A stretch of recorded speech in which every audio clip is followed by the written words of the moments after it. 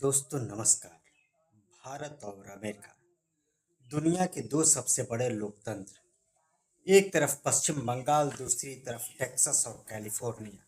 लेकिन अचानक ऐसा क्यों लगने लगा कि दोनों जगह एक जैसी राजनीति चल रही। भारत में घुसपैठिया शब्द गूंज रहा, अमेरिका में इलीगल इमिग्रेंट, भारत में नागरिकता साबित करने की बहस, अमेरिका में ग्रीन कार्ड और H-1B वीजा पर संकट।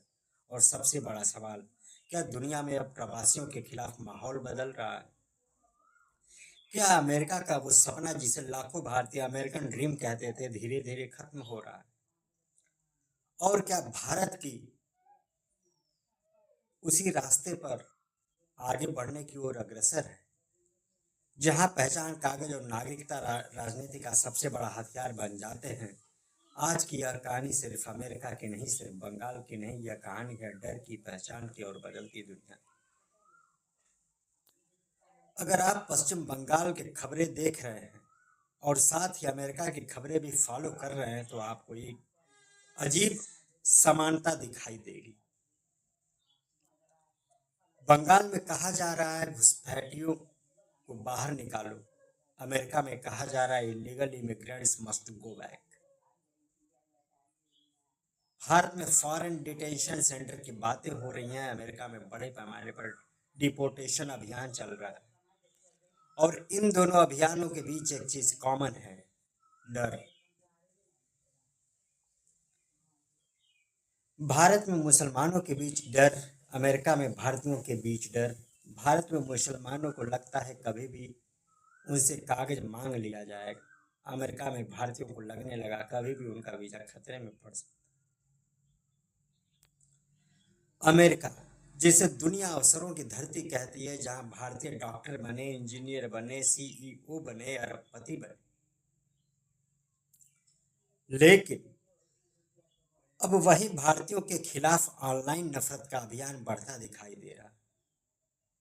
आज एक्स यानी ट्विटर पर ऐसे कई वीडियो वायरल हो रहे हैं जिनमें भारतीयों के खिलाफ नस्लीय टिप्पणियां की जा रही हैं। कहा जा रहा है भारतीय अमेरिका की नौकरियां ले रहे हैं, भारतीय अमेरिका की संस्कृति बदल रहे हैं, भारतीय कॉलोनाइज्ड कर रहे हैं अमेरिका को।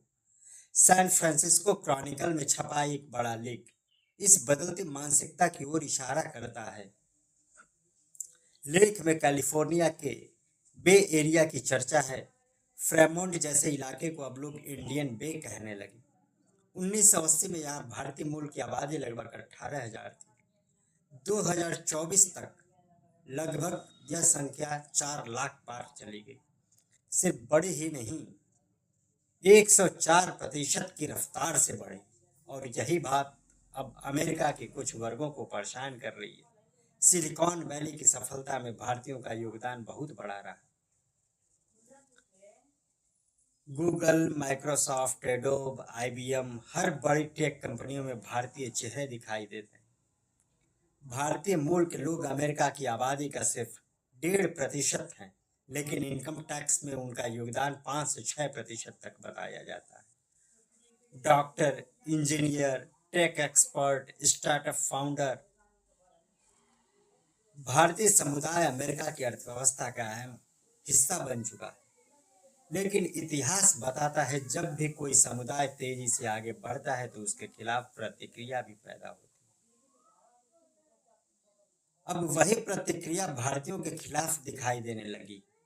अब आते हैं उस मुद्दे पर जिसने लाखों भारतीयों की नींद उड़ा दी।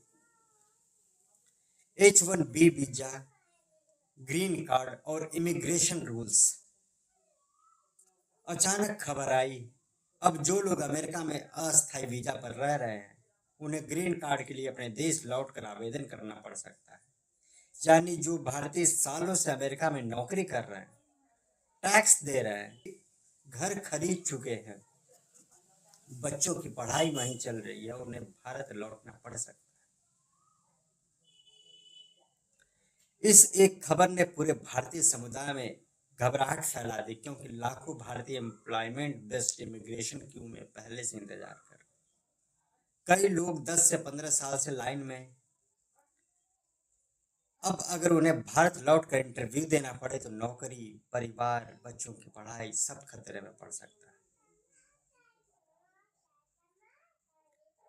अमेरिका के विदेश मंत्री मार्को रूबियो से सवाल पूछा गया, क्या भारतीयों को टारगेट किया जा रहा है? रूबियो ने कहा,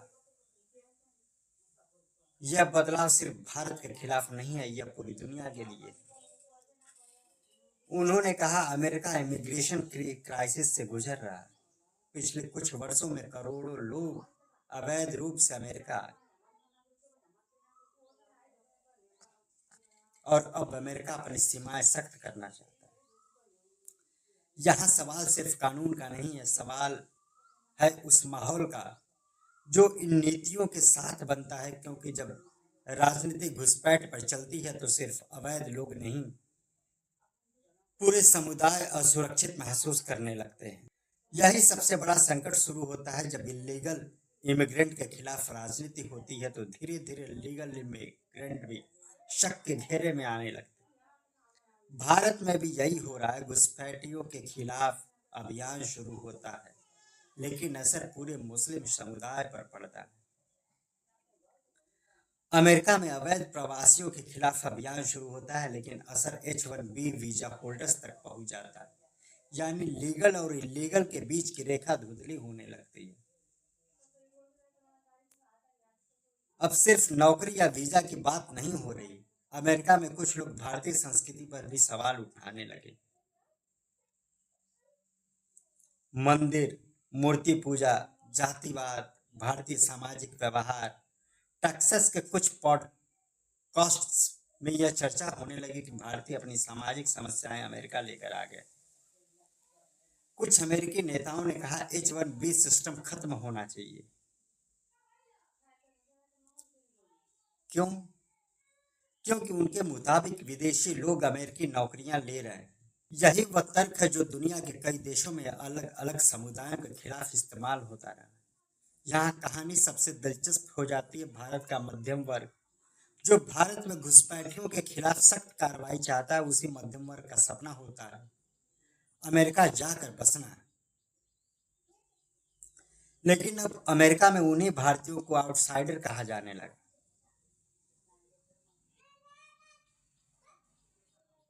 यह एक अंतर्राष्ट्रीय विडंबना है।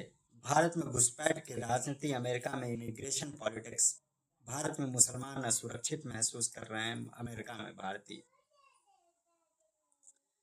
बंगाल और टेक्सास दोनों जगह पहचान की राजनीति चल रही है। डोनाल्ड ट्रंप ने अपने शपथ ग्रहण में कहा था,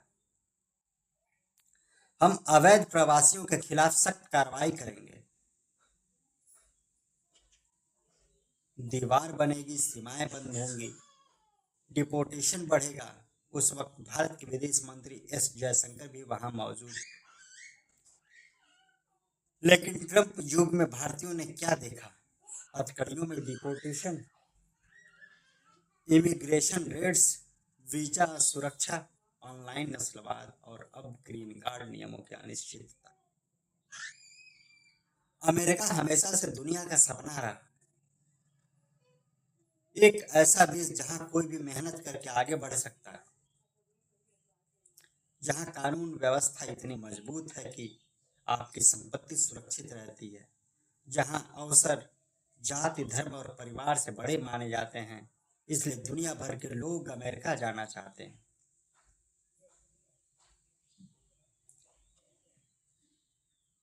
लेकिन अब सवाल उठ रहा है, क्या अमेरिका बदल रहा है? क्या वहां भी पहचान की राजनीति धीरे धीरे मजबूत हो रही है? क्या नफरत की राजनीति अब वैश्विक हो चुकी है? भारत में मुसलमानों को लग रहा है उनका भारत बदल गया है, अमेरिका में भारतीयों को लगने लगा है उनका अमेरिका बदल रहा है। दोनों जगह डर है, दोनों जगह पहचान की राजनीति है, दोनों जगह बाहरी खोजे जा रहे हैं। और सबसे बड़ा सवाल यही है, क्या दुनिया ऐसे दौर में प्रवेश कर रही है जहां नागरिकता सिर्फ कागज बनकर रह जाएगी, जहां इंसान की पहचान उसकी मेहनत से नहीं उसकी उत्पत्ति से तय होगी?